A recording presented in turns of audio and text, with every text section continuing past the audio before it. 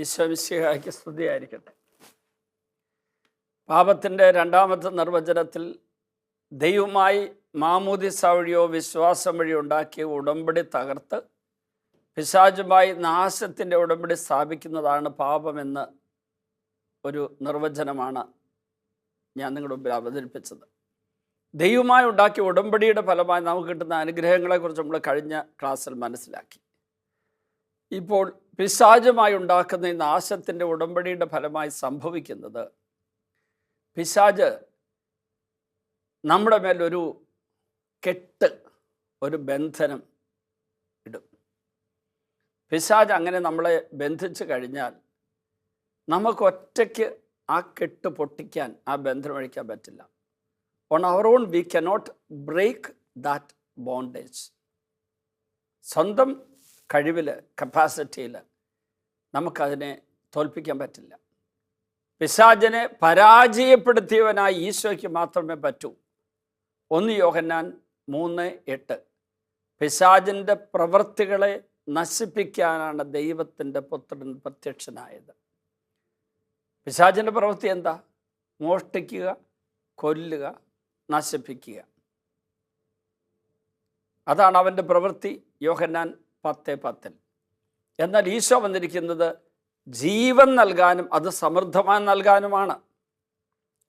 അവൻ ഇത് പൊട്ടിക്കുന്നില്ലെങ്കിൽ, ഈശോ വന്ന് ആ കെട്ട് പൊട്ടിക്കുന്നില്ലെങ്കിൽ നമുക്ക് സ്വാതന്ത്ര്യം കിട്ടില്ല. അങ്ങനെ പിശാചുമായി ഉണ്ടാക്കിയ ഈ പൈശാചിക ഉടമ്പടി, നാശത്തിൻ്റെ ഉടമ്പടിയുടെ ഫലമായി നമ്മിലേക്ക് കയറി വന്ന പൈശാചികതയാകുന്ന ശാപം നമ്മിൽ നിന്ന് പോകണമെങ്കിൽ പിശാചിൻ്റെ പ്രവൃത്തികളെ നശിപ്പിക്കാൻ വന്ന ഈശോ മിശിഹ ഈ കെട്ട് പൊട്ടിക്കണം. നമ്മൾ ആ കാര്യത്തിൽ ബൈബിളിലെ ഒരു സംഭവത്തിലേക്ക് ഒന്ന് ശ്രദ്ധ തിരിക്കുകയാണ്. യോഹന്നാൻ്റെ സുവിശേഷം 5-ാം അധ്യായത്തിൽ ബെത്സൈദ കുളക്കരയിൽ കിടന്നിരുന്ന ഒരു മനുഷ്യൻ്റെ അടുക്കലേക്ക് ഈശോ ചെല്ലുന്നുണ്ട്. അവൻ 38 വർഷം മുമ്പ് അവിടെ പോയി കിടക്കുന്നതാണ്. ഈശോ അവൻ്റെ അടുത്ത് ചെന്നിട്ട് അവരോട് സുഖം പ്രാപിക്കാൻ ആഗ്രഹമുണ്ടോ ചോദിക്കുമ്പോൾ അവൻ, എന്നെ കുളത്തിലേക്ക് ഇറക്കാൻ ആരുമില്ല എന്നും പറഞ്ഞൊരു പരാതി പറയുന്നു. പൈശാചികമായതിലൂടെ തനിക്ക് രക്ഷ കിട്ടുന്നില്ല എന്ന് അവൻ സൂചിപ്പിക്കുകയാണ്.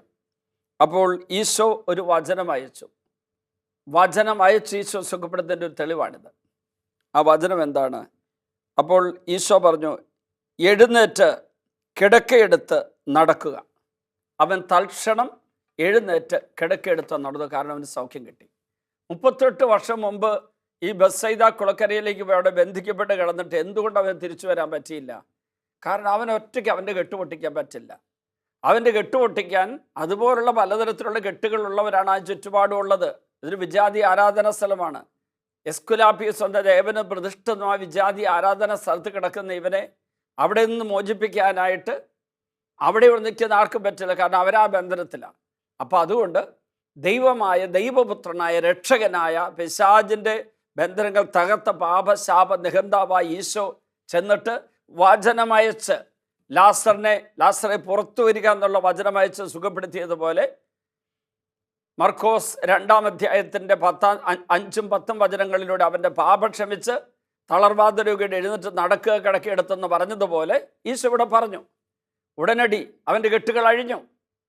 ആ ജാതി ആരാധന സ്ഥലത്ത് പോയതിൻ്റെ ഫലമായി വന്ന പൈശാചിക കെട്ടവനെ 38 വർഷത്തോടെ ബന്ധിച്ചിട്ടെങ്കിൽ ഇതാ ഈശോ അവനെ തൻ്റെ വചനമയച്ച് അവിടുന്ന് വിമോചിപ്പിച്ച് തിരിച്ചവനെ ദേവാലയത്തിൽ എത്തിക്കഴിഞ്ഞപ്പോൾ അവരോട് പറഞ്ഞു, ഇതാ നീ സൗഖ്യം പ്രാപിക്കും, കൂടുതൽ മോശമായതൊന്നും സംഭവിക്കാതിരിക്കുക, ഇനി വലിയ പാപം ചെയ്യരുത്, ഇനി വീണ്ടും പാപമേഖലയിലേക്ക് പോകരുത്.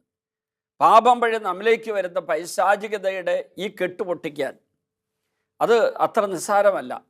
കുംഭസാരം എന്ന കൂദാശയിൽ ഈ മിറക്കിൾ നടക്കുന്നുണ്ട്, അത്ഭുതം.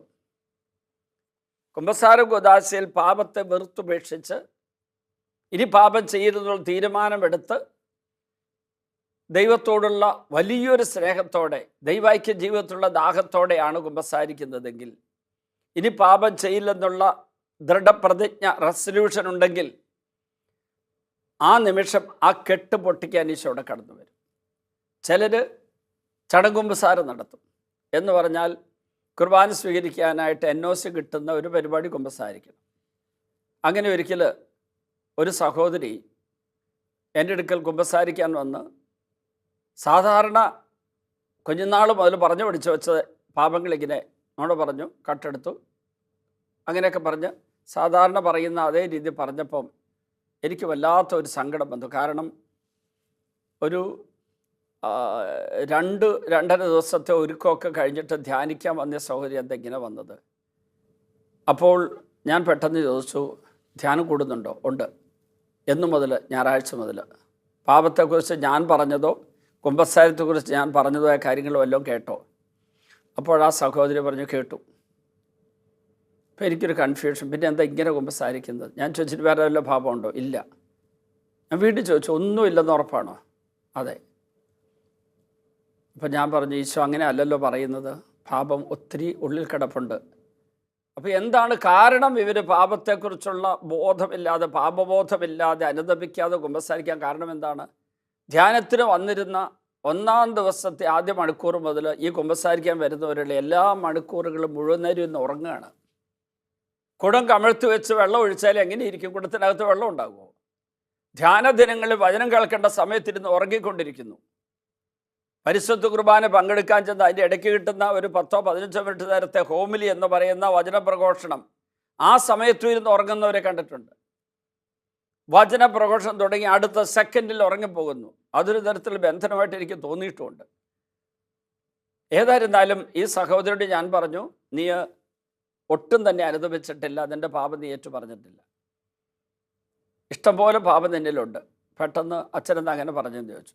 ഞാൻ ഓരോന്നായിട്ട് ചോദിച്ചു. ഞാൻ നിങ്ങളോട് പറയട്ടെ, ഞാനൊരു എക്സാജറേറ്റ് ചെയ്ത് ഒരു കൂടുതൽ കൂട്ടിപ്പറഞ്ഞ് സംസാരിക്കുകയല്ല.